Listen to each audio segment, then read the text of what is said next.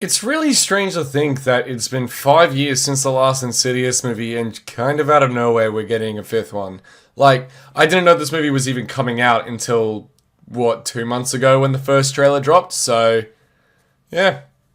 Here we are. Insidious The Red Door is the latest entry in the Insidious franchise. It is directed by Patrick Wilson, his directorial debut, as a matter of fact. You may know him as Josh Lambert from Insidious. He was also like Ocean Master and Aquaman and everything. And Ed Warren in fucking The Conjuring. He's a damn good actor if you ask me. It features Sinclair Daniel, Patrick Wilson, Ty Simpkins, Rose Byrne, and it follows Josh Lambert as he heads east to drop his son Dalton off at school. However, Dalton's college dream soon becomes a living nightmare when the repressed demons of his past suddenly return to haunt them both. Now the Lamberts must go deeper into the further than they ever have before to put their demons to rest once and for all. Now guys, before I give my review of Insidious The Red Door, I want to see what you all have to say down in the comment section below. Are you excited for this movie? Are you not? Have you seen it yet? Please comment down below, let me know. Are you a fan of the Insidious movies? And which one's your favorite, as a matter of fact? Personally, I'm not going to give my answer here, because I plan on doing another video ranking all these movies, now that I have finally seen Insidious The Red Door. Now, a bit of background.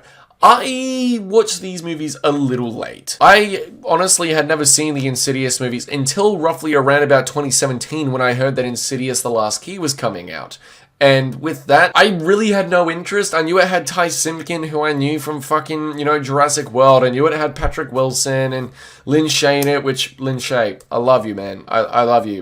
Anytime Lin Shaye's in something, I'll usually watch it. But the thing that got me to watch it is the fact that it was from the same director of Dead Silence, Saw, and The Conjuring, which literally came out a couple weeks before Insidious Chapter 2, I believe.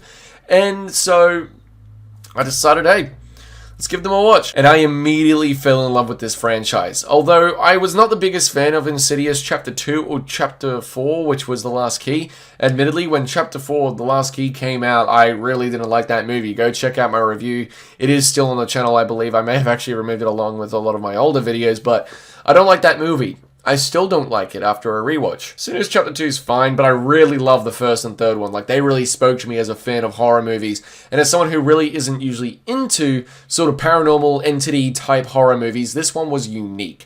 This franchise did something so different and so unique to all the others that I sort of fell in love with it immediately. It was the perfect blend of story, characterization, family drama, along with good suspense and narrative-driven scares. Insidious The Red Door, going into this, I had no idea what to think, as the trailers didn't really impress me. I heard that this movie was being made and that it was directed by Patrick Wilson for his directorial debut, but I had absolutely no fucking clue when it was coming out or that it was even going to happen. I sort of thought that it was a false rumor, like a joke when it was announced. But lo and behold, a couple months ago we got our trailer, and I kind of forgot this movie even existed, that it was even in production, kind of forgot that it was being filmed, kind of forgot that it was even happening. And the trailers really didn't impress me. I thought it looked like a lot of the things I didn't like about Insidious The Last Key. It was very dark, seemed very bombastic with its scares, seemed very boring, but I'm glad to say that it's completely opposite when it comes to Insidious The Red Door. This is a damn good entry in the series, and I hope the last one, because I feel it caps it off in a way that while there was a bit of missed opportunity with how it could have ended, I would have changed it up slightly to have a little bit more meaning when it comes to the narrative that this movie decides to tell, and also to tie it back to the first two movies, as the Lamberts are back for the first time since Insidious Chapter 2. I feel that this caps it off in a very fitting way for this franchise to finally be laid to rest, because they couldn't just stop at 3 when they were ahead. No, they had to make 2 more. But I personally believe that Insidious The Red Door is the best the franchise has been since, well, Insidious Chapter 3. Really, there's only one movie in this franchise I really don't like, but Insidious The Red Door, one thing it does so well off the bat is, one, Patrick Wilson as the director opened up so many avenues to make this movie the best possible version of itself. For one, he was involved as a cast member playing Josh Lambert in Insidious 1 and Insidious Chapter 2. And with that, he knew James Wan and his directing style and what he did to build scares, tension, moments of pure just horror and atmosphere. But not only that, he knew how to work around creating a great family dynamic and a narrative that was both meaningful, impactful, and relatable with those scares. And he incorporates that in such a beautiful way with Insidious The Red Door. The thing that I find the biggest positive about Insidious The Red Door is the narrative it decides to tell between Dalton and Josh. Josh is obviously played by Patrick Wilson, and Dalton played once again by Ty Simpkins, who was way older than he was in the the original two movies. Like, this kid is 10 years older now. I think he's my age. But at the same time, the story that they decide to tell about a broken family after the events of the first two movies and deciding to forget that choice that they made to forget everything with the further and the astral projection and all that sort of stuff after the first two movies, what it did to the family, how it tears them apart, the separation of Rose Byrne and Patrick Wilson, the sort of friction-filled and very argumentative, while egotistical as well, relationship between Josh and Dalton as father and son is a narrative plot point that I think a lot of audience members will relate to quite heavily. I know I had that with my father, who I still really don't get along to, but decided to put my differences aside for my family. But I can relate to these two characters because they're in such a situation where certain truths and certain things that have been put in the past that they have forgotten about, they have come to fruition and come back to light, where they kind of need to work together to put them to bed and to get rid of everything in the further once and for all. But at the same time, this helps build their bond to be bigger and better than it was even in the original two movies. And it makes it feel like a very real approach to how family would be after such a situation as the original two. If you remember, in the second movie, Patrick Wilson as Josh was kind of possessed by one of the entities in the further and literally swung a hammer around and chased them with a fucking baseball bat because of it, even though it wasn't him. But it still doesn't... It still provides a lot of trauma to be provided to the family, and it explains a lot of why what happened has happened in the last 10 years since we last saw them. And it explains it in a very realistic and fleshed out fashion where you once again fall in love with these characters and really care about them all over again. And it's just one that I think is very sweet, very pure, and down to earth that I think a lot of people will relate to. Sinclair Daniel as the new character, Chris, she's phenomenal in this movie. She's such a vibrant, such a loving and charismatic person and character, as a matter of fact. The actress herself is so lovable in this movie. You can tell she's having the time of her life. And her chemistry, her bond with Dalton is amazing in this movie as well. It's just unfortunate the character by the end of the movie really doesn't have much to do or really had no purpose to the film overall, I feel. But at the same time, provided some good comedy, some good banter, some good moments in regards to just some solitude for Dalton as well. She was a good friend to rest his head on the shoulder of throughout this movie, and she was so supportive and so sweet, so caring, so vibrant and energetic. I honestly loved her inclusion, aside from the fact that it didn't feel like her character had a major purpose for the entirety of the film as a whole. Angus Sampson, Lee Winnell, and Lin Shaye in this movie? Yes. Will I say how? No. No point, because that's spoilers. But the scares in this movie are also really solid, and that's because what I mentioned earlier with Patrick Wilson's direction and the way he decided to go about this movie, he went back to the roots of what made Insidious scary in the first and at least the third one. I felt like the second one was a little bit too comedy heavy with a lot of cringe-worthy humor that didn't land. A lot of college humor, if you will. But in this movie, it goes back to the roots of the first and the third one. The reason why the first one works so well is that the first half is very slow-paced with moments of tension and scares before it vamps and ramps up towards the ending of the movie.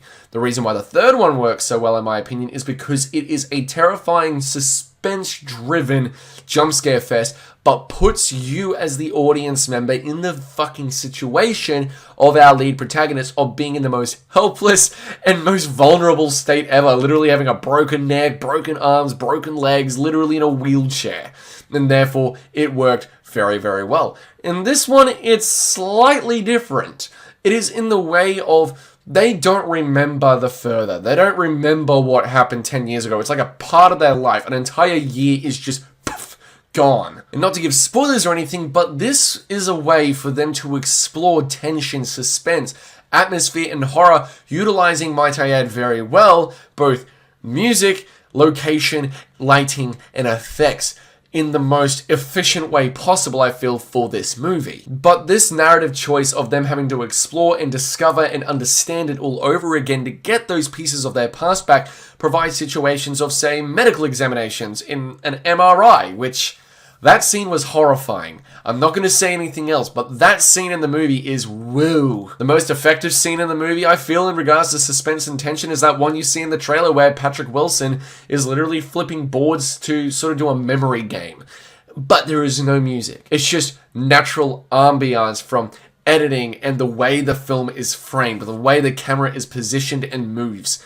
It is so tense, so uncomfortable, and the payoff for every single one of these types of moments is very effective because it properly builds and builds and builds and builds until finally it lets it drop that this is the moment where the jump scare happens, and for that it's the most effective jump scare you can have. It's something you are meant to be scared of. I don't remember I feel a single fake scare in this movie that annoyed me. Now granted, my biggest issue with this movie overall is the fact that it is very slow paced, but then it's like bam, bam, bam with the suspense moments. Like, the original was very slow paced with great family dynamic and a beautiful narrative, something that a lot of people can relate to, and this movie has that too, don't get me wrong. But when the scares do start happening after a while, I'd say around about after the first act, it feels like there is a scare and a suspense moment that happens every 10 minutes. And I understand general rule of horror filmmaking, something has to happen every 10 minutes, but I don't feel like it needs to happen in such quick succession for a movie like Insidious. It's the slow build and the unknown of when the next scary moment occurs that made Insidious, that made it so tense and scary, and the musical score as well. The musical score is fine in this one, by the way. It's just not as strong as previous entries. It's not as orchestral or string heavy. It's very bassy almost, and I wasn't a fan of that personally. In this one, with the quick succession, it's almost as if like suspense, look this way, camera edit, they're not there, look back, it just happens so frequently to the point that the scares, while they are effective, don't get me wrong, in the suspense and the tension, it no longer becomes scary per se. It's just there. It's not that they're not effective moments. You watch any one of these scenes by themselves and they would get anyone, I feel. But unfortunately, because they happen so close together, you sort of start to predict when each scare is going to happen. You sort of predict when each moment of loud noise and jump, even though it's something you're meant to be scared of, and the suspense and the build up to that scare is there, it's not nearly as effective because there's so much of it in such quick succession and short periods of time. It just loses its edge after a while, I feel. This is also a movie that sort of breaks its own rules after a while, and the way that they solve the problem with the red door, I'm not buying it. It's really silly, if you ask me. Like, it wasn't a problem while I was watching it, but on the drive home, I'm like, oh, that's really stupid. Like, what the fuck? Like, this isn't a movie by any means that is gonna make me want to close my cupboards, or close the doors, or sleep with the lights on like the first and third Insidious movies did. This movie is more just a fun thrill ride with good suspense, tension, beautiful directing. The cinematography in this is actually very strong in my opinion. The lighting, the tension, the build-up in the atmosphere, the story that they decide to tell is very, very melodramatic, but one that a lot of people can relate to, I feel, and will be quite personal for quite a few audience members. I just wish the teenagers in my screening would shut the fuck up. But with all that said, I had a good time with Insidious: The Red Door. It's much better than I thought it would be. I had a really good time. I'm excited to watch it again whenever I get the chance. It's not one that I'll pop on willingly. I'd rather watch the first and the third one over it, but at the same time, it's a damn good time. I do recommend that if you're a fan of these types of movies or Insidious in general, you go check it out, and I'm going to give Insidious: The Red Door a B.